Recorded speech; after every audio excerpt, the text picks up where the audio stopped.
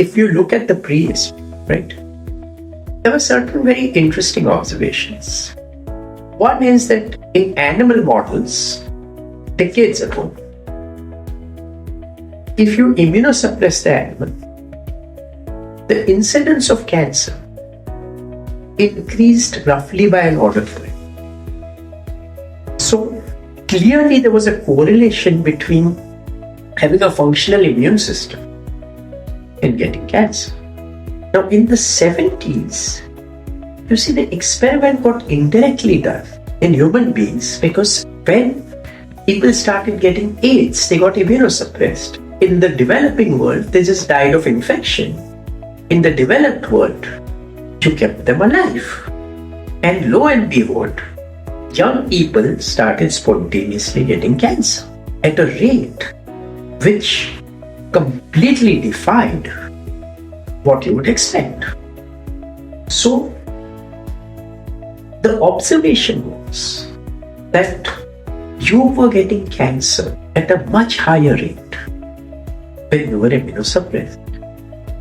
So either the immunosuppression was increasing at the rate of getting cancer, but what makes more sense is that your baseline rate of getting cancer was much higher than the rate at which you got cancer as a disease, and that your immune system was able to, at some point in the transition from the normal state to the entirely abnormal state, pick up these degrees of abnormality and eliminate those cells. Over the past 15 to 20 years, we have kind of demonstrated and elucidated some of the mechanisms of how this happens. So the immune system is actually able to find cells which are tending towards the cancerous state and eliminate. Now, what is the intellectual underpinning, or what's the basic concept of how this works? So see, the immune system actually does not ask the question of what is good or bad. It asks the question, am I seeing something that is foreign? Now, when it has to say that a bacteria is foreign, it's very easy for it, because it's like saying that there's a room full of 1,000 people and you're asking, where's the dog? Very easy to. But now if you say that you have a room full of 1,000 people, but 3 guys have one missing ear, it's much harder than finding the dog. Okay. So the bacteria is vastly different from you. A cancer cell is your cell, which has become somewhat abnormal. So it's like the missing ear. Okay. So the immune system has a much more challenging task of actually finding what we call as abnormal. Okay. But what we also have to understand is that the immune system is a very potent tool. I mean, it can eliminate viral disorders in which there are trillions of viruses or trillions of bacteria in a bacterial infection in a matter of days. If it didn't do this, I mean, you would have no future. Okay. So once it unleashes against a target, it does it very quickly and very efficiently. So the last thing you want is for the immune system to target self. Does it have the ability to recognize self? Inherently it does. Okay.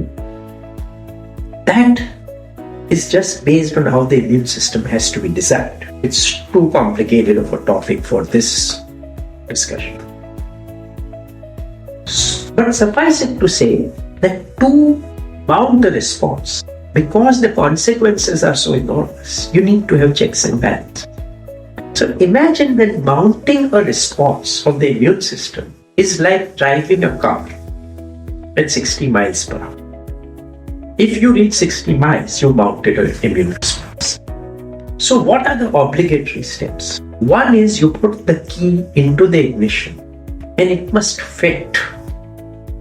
If there is no fit, it's like saying there's no recognition. If the immune system does not recognize the thing as foreign, it's no good. If the key does not go into the ignition, kuch nahi hota. Okay. Now, once the key goes in, you need to turn it on. You need to move it, turn the ignition on. Now, you have the ability for, in a simple scenario, you will press the accelerator till you reach 6. But because the immune system has many checks and balances, what it has is, it has a number of handbrakes which are engaged at different levels. All of them need to be disengaged for you to be able to accelerate in any meaningful manner. Those are the checks and balances. Now, what the cancer cell is doing is, oftentimes it's not that it's not getting recognized. It has the ability to engage a hand, and therefore you cannot reach 60 miles per hour. All you have to do is somehow disengage the hand, and the cancer cell will get unmasked. What immunotherapy does, by different mechanisms, is attempt to disengage the handbrake. If you disengage the handbrake, you're gone.